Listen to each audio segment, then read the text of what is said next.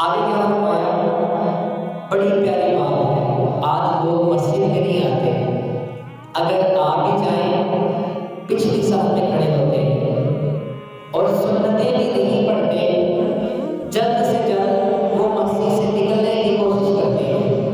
आज जुमा का बाबरकत है, बयान करते हुए कम से कम 12 या 13 मिनट हो चुके हैं, अभी तक 2-3 अहबाब यहाँ मौजूद हैं।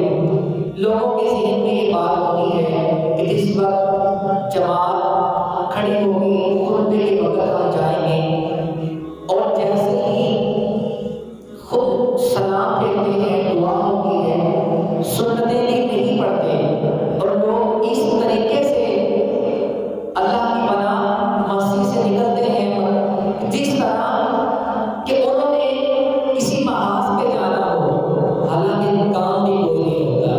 जुमा के दिन अक्सर लोगों को काम से छुट्टी होती है।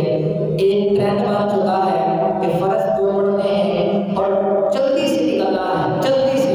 और बार ऐसा हुआ कि कुछ लोगों को वो चोर तो नहीं होते, वो जूते चोरी करने के लिए तो नहीं आए होते, लेकिन जल्दी इतनी होती है वो किसी और का जूता पहन कर चले जाते हैं। पता तब चलता है जब वो घर पहुंचकर जूते को उतारते हैं, फिर कहते हैं वो ये जूता मैंने किसी और का पहन कर आ गया।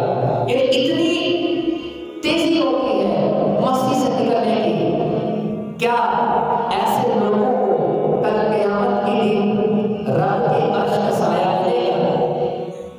किसको मिलेगा? अल्लाह के महबूब सल्लल्लाहु अलैहि वसल्लम ने इरशाद फरमाया, अल्लाह तबारक व तआला उस शख्स को अपने अर्श का साया अता फरमाएगा जिस शख्स का दिल मस्जिद में लगा रहे, जिसका दिल मस्जिद में लगा रहे, मस्जिद में आके उसे चैन मिल जाए, उसे करार मिल जाए, उसे सुकून मिल जाए और जब मस्जिद से निकले वो बेकरार हो जाए। फजर की नमाज पढ़ के, तिलावत करके, जिक्र व अज़कार करके मस्जिद से निकला, बेकरार हो जाए